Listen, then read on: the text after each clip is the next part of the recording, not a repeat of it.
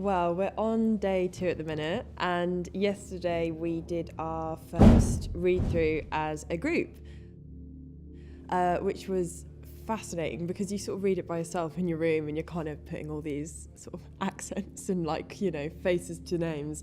But it's only when it's like together and people imbue it with their own style that it really comes off the page. And then, of course, that presents 1,000 more questions because then you're like, oh, I didn't read that bit like that, and I didn't realise that was sort of bubbling away under the surface, or that perhaps a bit was funny or sarcastic that I hadn't read as being that. So it's like every time you unpack one bit, there's 1,000 more questions. Aisha was 9. What, you want me to go apologist and say she wasn't really? She was 18.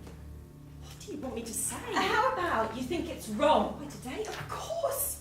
Trying to get into the mindset of someone who's in the position I'm in. So what, in my head, can I relate that to? That kind of fear, that level of emotion, that level of literally fighting for your life and everything you know and hold dear without it being crass or fake.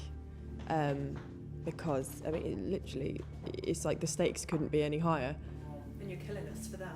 Oh, what else can we do? No one is It listening. may feel that way, but it's not true. We'll never get to a point where that's possible.